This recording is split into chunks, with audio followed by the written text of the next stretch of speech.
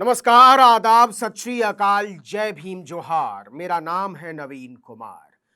आखिरकार वही हुआ जिसके बारे में लंबे समय से बात की जा रही थी। और बात क्या की जा रही थी? बात यह की जा रही थी कि आम आदमी पार्टी के राज्यसभा सदस्य संजय सिंह को किसी भी समय गिरफ्तार कर लिया जाएगा।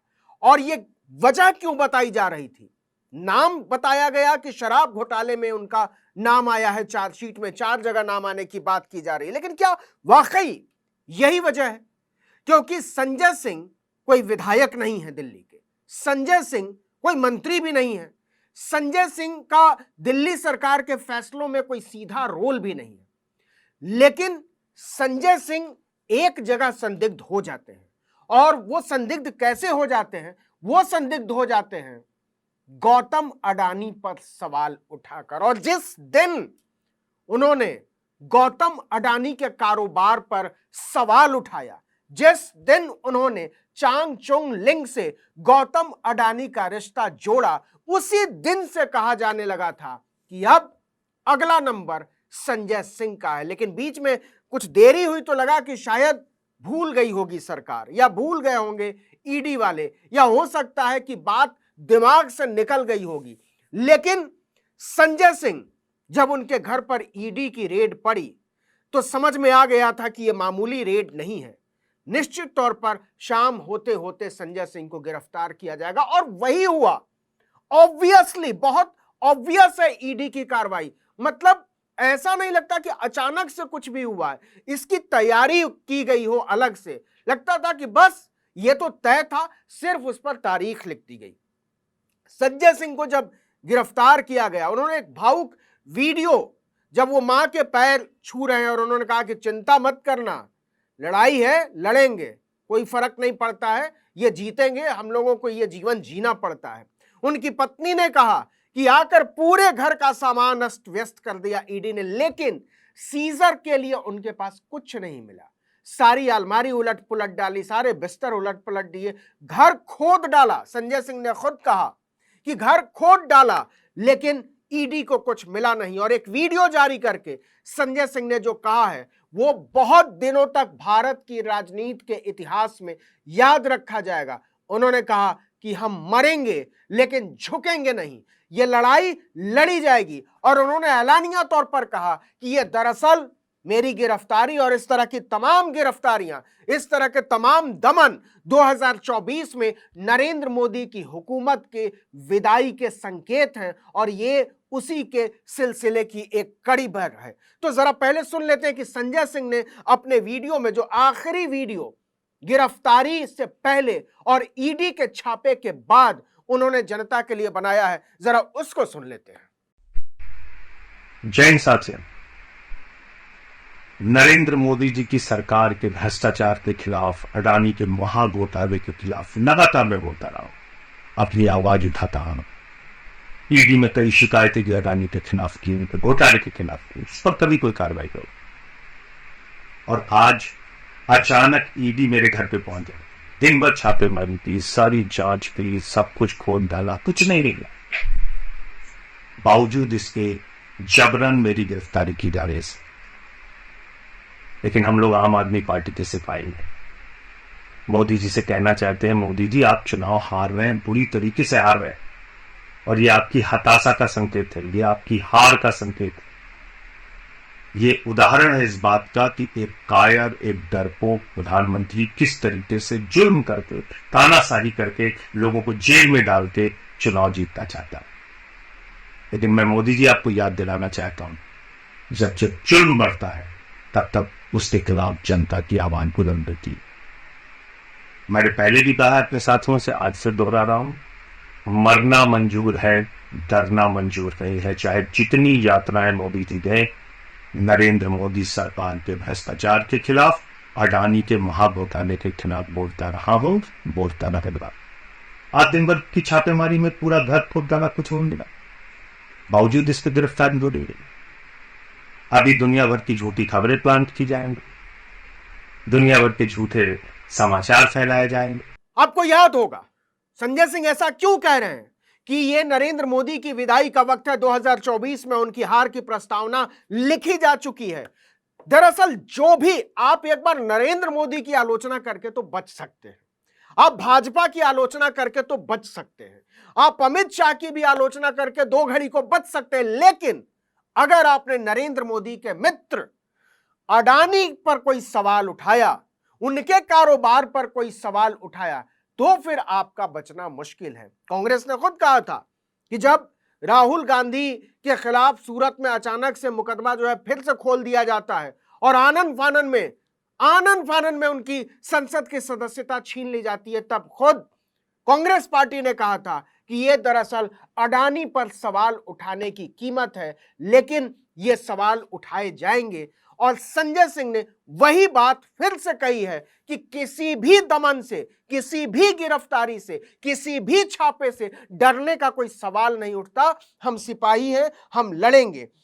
दूसरी तरफ भारतीय जनता पार्टी देखिए कि अभी सिर्फ गिरफ्तारी हुई है और गिरफ्तारी के भी ऐलान से पहले बीजेपी उछलने लगती है और कहने लगती है कि अब अरविंद केजरीवाल तक आंच जाएगी इसकी।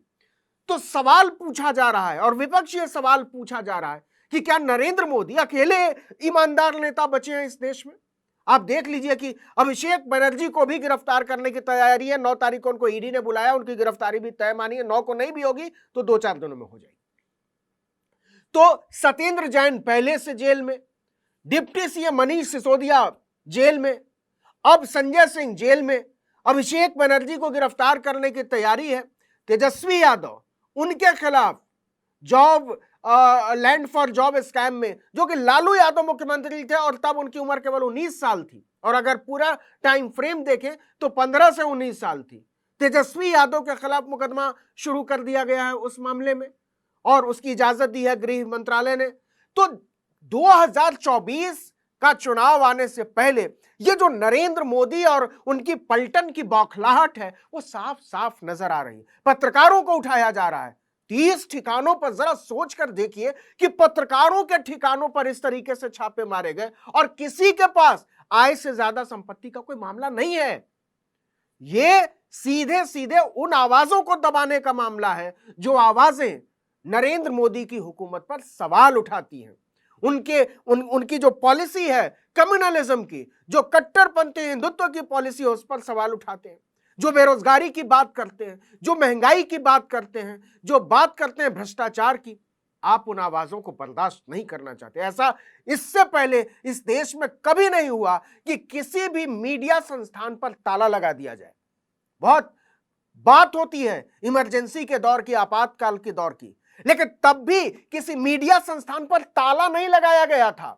इंडियन एक्सप्रेस ने अपना एडिटोरियल खाली छोड़ दिया था, लेकिन वो अखबार छप रहा था।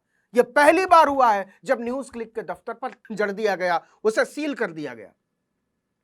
लेकिन संजय सिंह की गिरफ्तारी ने नए सवाल जोड़े हैं इसमें, और नए सवाल के साथ नई चिंताएं जोड़ी हैं। और वो चिंताएं ये हैं कि क्या विपक्ष को ध्वस्त करके, क्या लोकतंत्र के चौथे खंभे मीडिया को ध्वस्त करके, क्या संवैधानिक संस्थाओं को कमजोर करके नरेंद्र मोदी लोकतंत्र की मजबूती का दावा कर सकते हैं?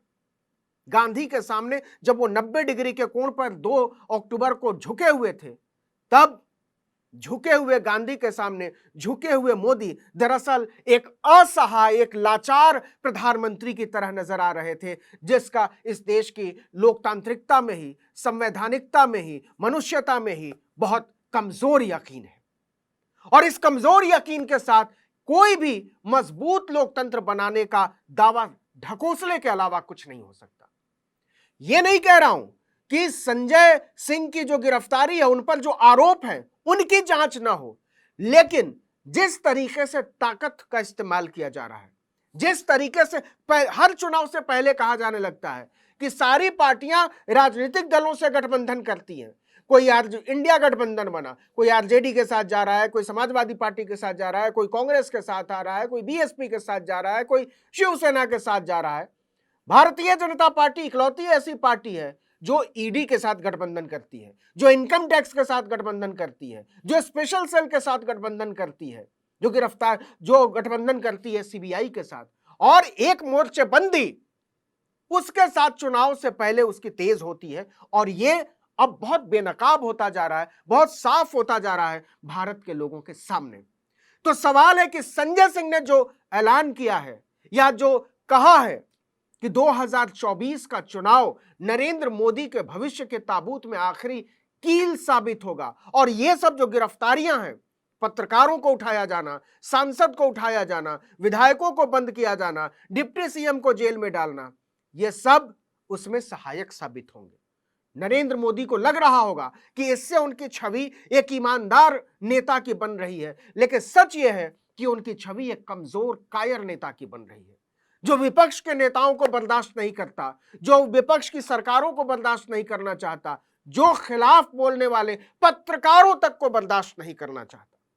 इतने कमजोर प्रधानमंत्री अगर इस देश को चला रहे हैं तो 56 इंच की छाती होने का जो दावा है उसकी असलियत क्या है, ये हम भी समझते हैं और आप भी समझते हैं। लेकिन जिस तरीके से विपक्ष की गोलबंदी हुई है, कांग्रेस ने बयान दिया, समाजवादी पार्टी ने बयान दिया, आरजेडी ने बयान दिया, बहुत बड़ी बैठक बुलाई आम आदमी पार्टी ने, भारतीय जनता पार्टी के मुख्यालय को घेरने की रणनीति पर बात चल रही है, ये सब बता रहा है कि आने वाले दिन भारत की राजनीति में बहुत उथल पुथल भरे होने वाले हैं, और ये उथल पुथल जितनी बढ़ेगी नरेंद्र मोदी के दिल की धड़कनें उतनी ही बढ़ेंगी, क्योंकि ये नरेटिव चल नहीं पा रहा है कि हिंदू और मुसलमान को लड़ाकर भारत में राष्ट्रवाद का राष्ट्रवाद की जो पताका है वो लहराई जा सकती है। ये मुनासिब नहीं, ये मुमकिन नहीं। निश्चित तौर पर भारत के जो विपक्षी दल हैं, जो विपक्षी पार्टियां हैं, जो लोकतांत्रिकता की बात करने वाले लोग हैं, जो मनुष्यता की बात करने वाले लोग हैं, जो बहुजनों को साथ लेकर चलने की बात करते हैं, उनके भीतर बहुत हलचल तेज होगी। और क्या यह सिर्फ इत्तेफाक है कि जातीय जनगणना की रिपोर्ट आती है बिहार में 2 अक्टूबर को और उसके अगले दिन पत्रकारों के 30 ठिकानों पर छापा मार दिया जाता है और उसके अगले दिन संजय सिंह को गिरफ्तार कर लिया जाता है? यह सब इत्तेफाक नहीं हो सकता। हम भी जानते हैं कि इसका कारण क्या हो सकता है और आप भी जानते हैं कि इसका कारण हो सकता क्या हो सकता है, लेकिन इन कारणों के पीछे लोकतंत्र के निवारण के जो बीज छुपे हुए हैं, जो सूत्र छुपे हुए हैं, उसको पढ़ने की जरूरत है, उसको समझने की जरूरत है और उसको लेकर चिंतित होने की जरूरत है, क्योंकि जो हो रहा है वो सामान्य नहीं है, नहीं है, नहीं है। इस वीडियो में इतना ही, लेकिन अगर आपने आर्टिकल 19 इंडिया को अब तक सब्सक्राइब नहीं किया तो फौरन कीजिए, बेल आइकॉन दबाइए, घंटी जैसी आकृति लाइक कीजिए और कमेंट करके बताइए हमारा वीडियो आपको कैसा लगा। यूट्यूब पर देख रहे हैं तो हमारे चैनल को सब्सक्राइब कर दीजिए, फेसबुक पर देख रहे हैं तो हमारे पेज को लाइक कीजिए, इंस्टाग्राम पर हमें फॉलो कीजिए और हमारा ट्विटर हैंडल है आर्टिकल 19_इंडिया और मेरा ट्विटर हैंडल है नवीन जर्नलिस्ट। आप मुझे भी फॉलो कर सकते हैं। नमस्कार।